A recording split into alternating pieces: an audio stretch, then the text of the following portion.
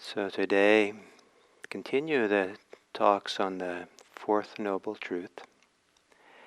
And the key word for the Fourth Noble Truth is Patipada. And it means something like a method or a practice. I translate it as practice. And so it's the practice that leads to the cessation of suffering. There's a long tradition of translating this word Patipada as way, because the English word method can also mean way, and a way of doing something. And but the English word way also can mean a road, a path that one goes on. And so this has led to a very easy confusion, maybe, between Magga, the Eightfold Path, which is the word Magga, not Patipada, and then equating the two, that the Fourth Noble Truth, the truth of the practice that leads to the cessation of suffering, is the same as the truth of the path leading to it. And since it's the word path, it must mean the Eightfold Path. That teaching does exist in the suttas, but as I've been trying to say here today, it's not the predominant teaching. But there is a strong connection between the Eightfold Path and the fulfillment, the awakening that this Four Noble Truths points to. So the way I've been teaching this Four Noble Truths is that there's a two-step process of deep insight, deep encounter with inconstancy, with how things arise and pass away. And that is not really so easy to understand often in daily life, but rather it's really something to discover in the deep stillness of the mind, the quiet of the mind. And where we there in the present flow of present moment experience. And then, as I said yesterday, to make space for that and discover a kind of freedom that in that space, in the non-involvement, non-entanglement with the flow, the stream, the river of life as it flows through us, as we are part of the flow. So there's some kind of freedom there, and that, and to understand and see that this is the way to this is the way, the practice for the cessation of suffering. It doesn't require us to understand the cause of suffering, but it does address some of the things that do cause suffering, the clingings, the holdings, the craving that are interfering with that flow, getting caught in that flow. So first, the practice is to understand in a deep way that this is the way forward, at least in insight meditation.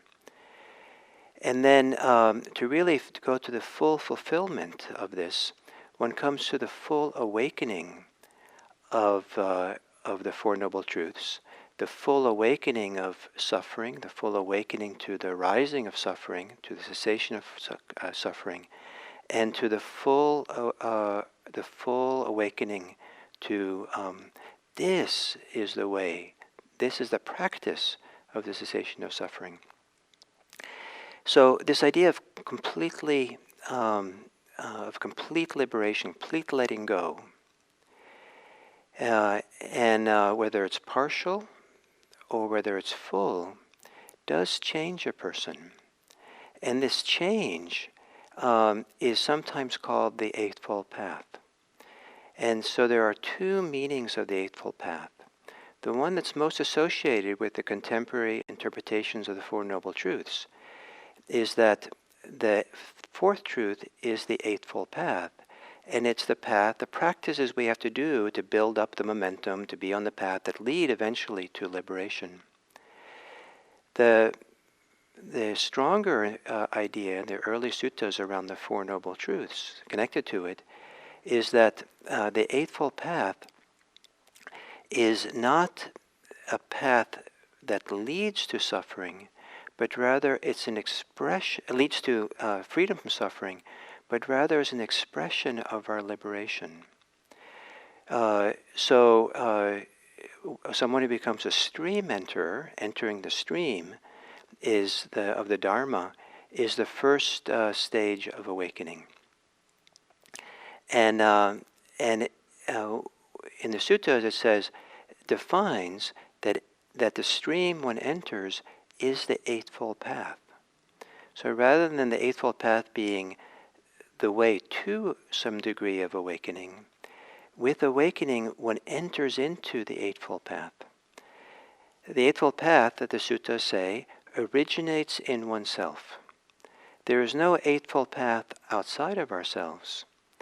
It's really it's found in ourselves, and it's found in ourselves with some degree of letting go, some degree of liberation and freedom, and then to live by the Eightfold Path is not so much a living by taking on all these. There's only lists describing the Eightfold Path, and you memorize the lists, and you have to do this here and this here and this here, but rather it's a description. The Eightfold Path is a description of how someone begins to live when they have some degree of freedom, when they've touched something deep inside, their goodness, their wholeness, their lack of clinging and grasping.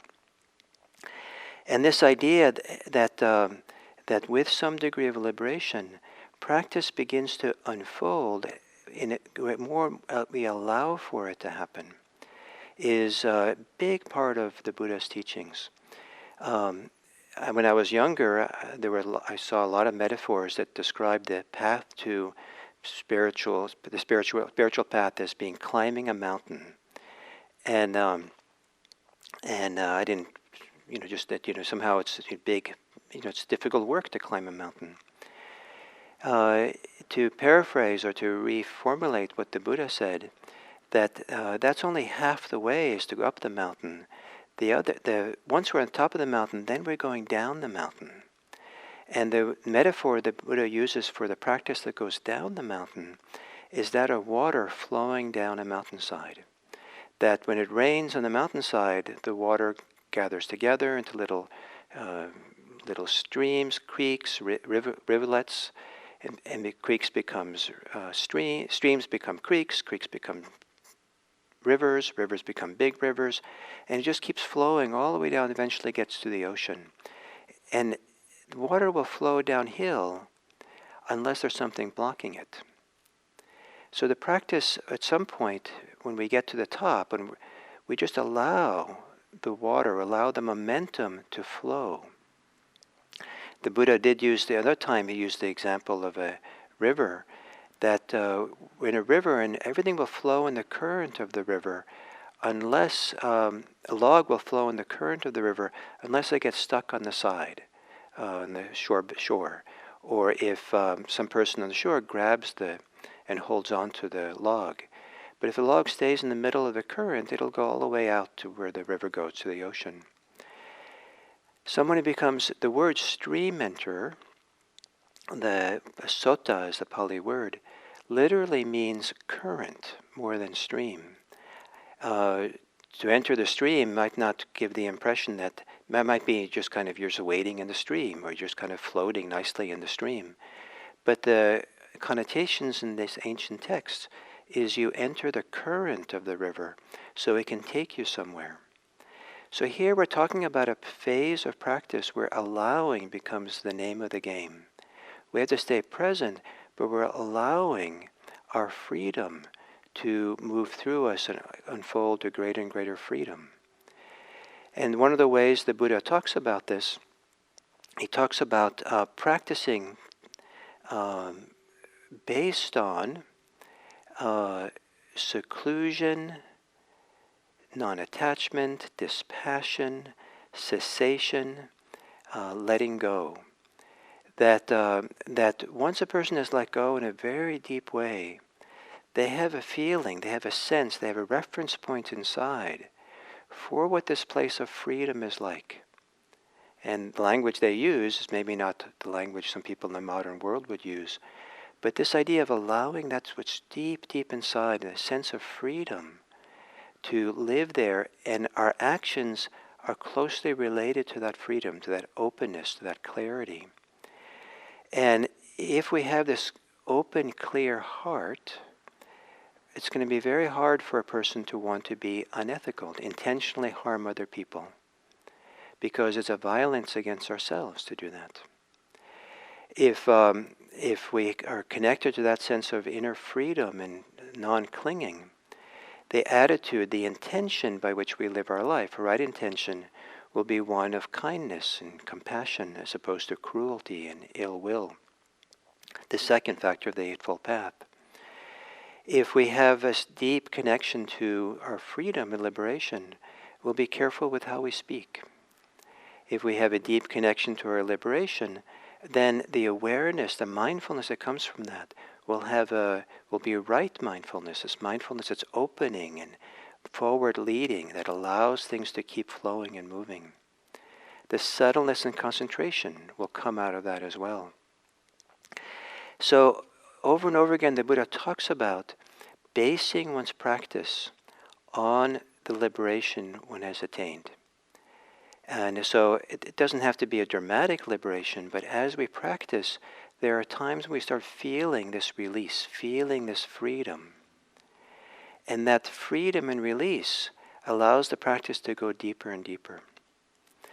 So the core insight that the Buddha emphasized over and over and over again, and maybe it's not really what, there are other insights, other ways for different people, and maybe for you, but for the ancient text, this insight into inconstancy, the arising and passing of things, and then as things flow and move, to begin to release the grip of the hand, the grip of the mind, the clinging, and at some point to feel that that release is meaningful enough that it becomes a reference point, so that as we continue to live in this inconstant, changing, impermanent world, we start orienting ourselves to not cling again. Or if we do cling, to realize the place of non-clinging is the place. The traces of non-clinging, the memories, the feeling we have of this place of freedom becomes the reference point for all that we do. And the more that becomes the reference point, then the way the Buddha describes the life of someone who's free is described by the Eightfold Path, by right view, right intention, right action, right speech, right way of life, right effort, right mindfulness, and right concentration. And this is the stream we enter into. This is what lives inside of us, that originates in us, that then that leads to further and further deeper liberation. So there's a very intimate relationship between the four liberating insights into inconstancy and then what Buddhism also talks about as the Eightfold Path. And repeating myself, and one of the ideas of the Eightfold Path is it's not a beginner's practice, but rather it's the description of the life of the people who are really maturing in the path of release, of freedom.